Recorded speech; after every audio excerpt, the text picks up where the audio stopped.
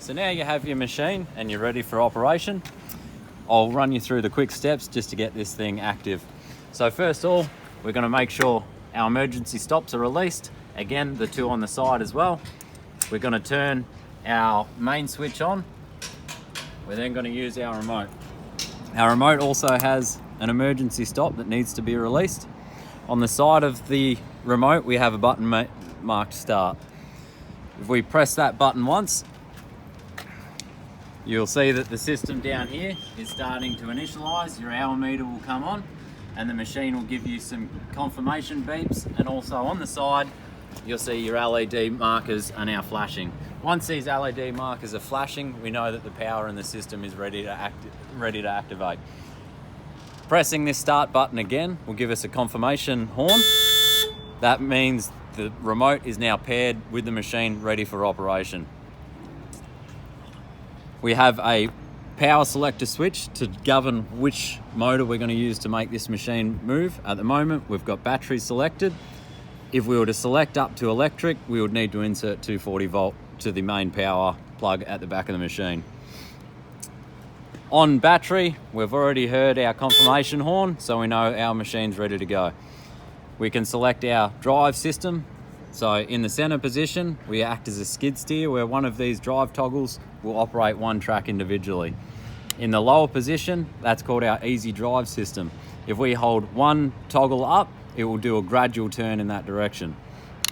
In our top steer position, that's our direction control. So it's going to drive just in a straight line and only using the right-hand track. In our standard drive mode, we can set our position, height of the machine where it's going to be operating. So at the moment, we're operating in high. As you can see, the machine is at its high setting. If I set this into its low position and start to drive, it's going to automatically pick its low setting. So now during all operational movements and leveling, this machine's always going to try and pick that low setting because that's what you've asked for. If I change to medium, the benefit of medium or high gives us better ground clearance under the machine. So again, I'm going to start driving. The machine is going to automatically pick that medium height, and it is always going to try and maintain that height during undulating ground. Of course, we have the option of manual leveling. These three switches, one will do your left bi-leveling cylinder, one will do your longitudinal forward to back, and one will do your right-hand side.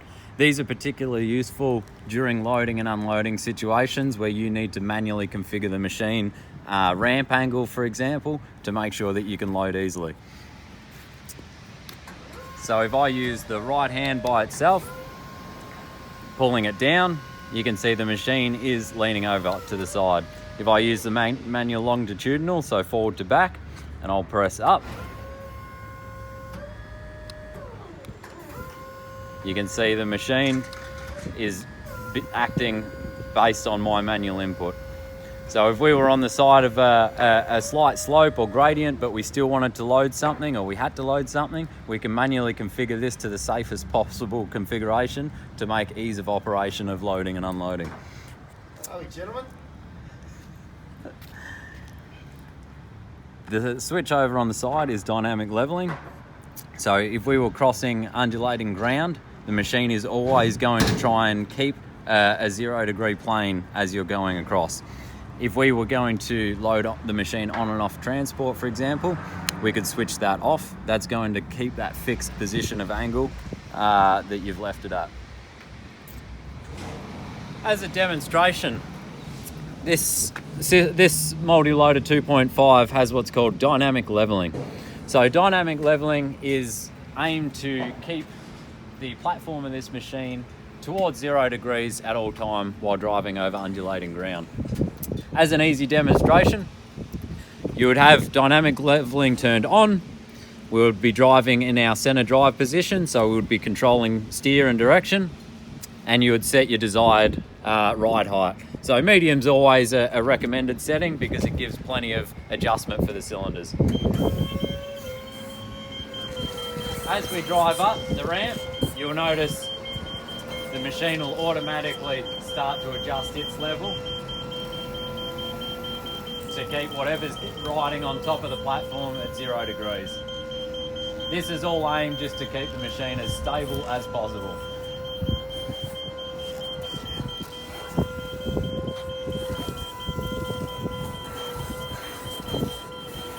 Depending on how severe our gradient change is to how much we should be modulating the speed of the machine.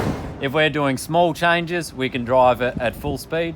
If we're doing massive gradient changes, all we need to do is just pull back on our drive a little bit, just slow our ground speed up to allow the machine time to make the adjustments required. At the end of our day's work, we're going to want to pack this machine up, we're going to want to isolate the power system of it, and we're going to want to lock everything away so it's safe to leave. Our first port of call, we're going to make sure our winch is always turned off, we don't have an active light. We're going to turn our system off, push an e-stop just for security, I suppose. And also, at final, we can turn our battery isolator off and remove our isolator key. Our controller, we press the e-stop to turn the controller off. We can then securely lock our controller in its compartment, and we take our keys with us.